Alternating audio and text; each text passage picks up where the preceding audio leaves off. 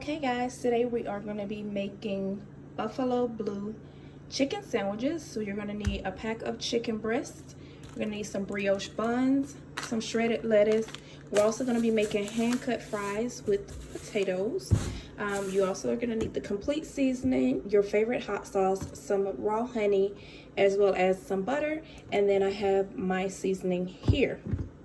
So what we're gonna do first is get started with the chicken breasts. We are gonna go ahead and wash these and cut them in half because they're actually pretty thick.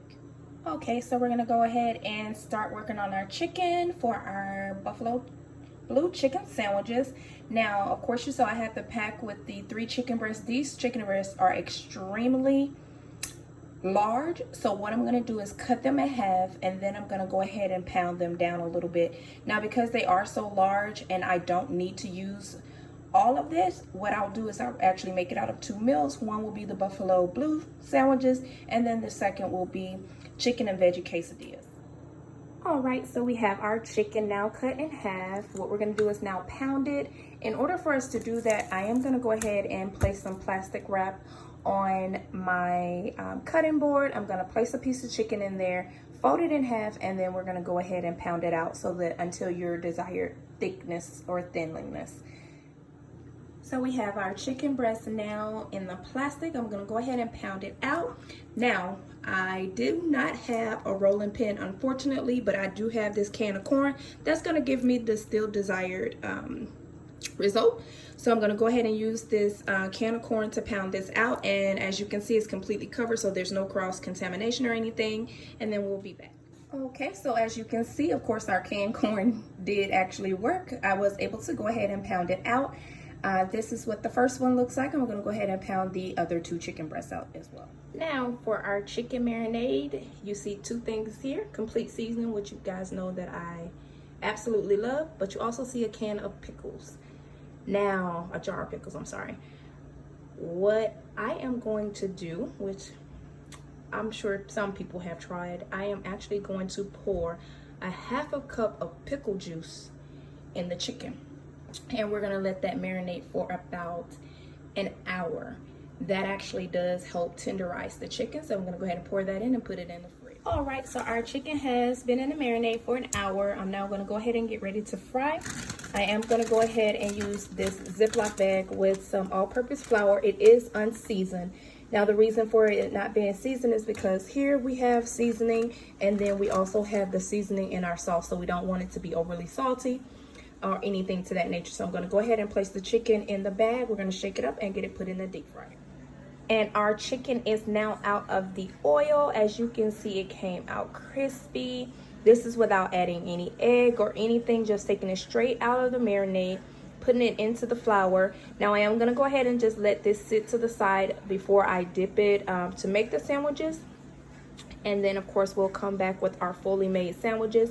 We are gonna go ahead and toast our brioche bread, and I'll show you guys how I do that. Here we are making our buffalo sauce for our actual chicken sandwiches. I've given you guys this recipe before. This is simply a cup of your favorite hot sauce, a half a cup of honey, a 1/4 cup of sugar, and a half a stick of butter. I'm just gonna let this cook down until it thickens, and then we'll have our sauce for our chicken. We will dip the chicken after we fry it in the sauce. Okay, so we're gonna go ahead and make our buffalo sauce for our actual sandwich. You're gonna need your favorite blue cheese. This is mine. You're gonna need some ranch, some blue cheese crumbles, I'm sorry, and then some complete seasoning.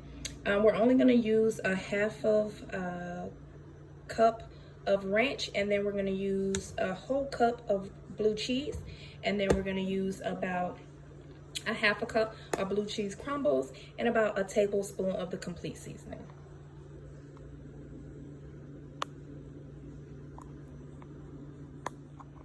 And just like that, we have our chunky blue sauce for our buffalo blue chicken sandwiches. I'm gonna go ahead and place this in the fridge so that the flavors will meld.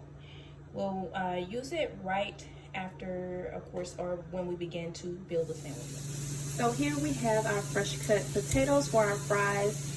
If you're wondering why I have them in water with ice, is to extract some of the starch from it so that when I fry them, the outside will be crispy, the inside will still be soft. I am gonna leave this here for about an hour, and then we'll come back to it to fry. So we're getting ready to fry up our fries. I took them out of the ice water, and now I'm actually just patting them dry just so that I can get some of the moistness out of them. And then we're gonna go ahead and dump them in the fryer. I will wash them once more and then dry them once more prior to dropping them. So these are our fries straight out of the oil. As you can see, they're brown and crispy, but they are very soft in the middle. I am going to take some of my personal seasoning that I actually make and sprinkle it over the fries. This seasoning is awesome on fries, chicken, anything you want to add a little flavor to. It's my personal blend of seasonings, and of course, if you don't use it yourself, how can you get someone else to use it? But it is totally awesome.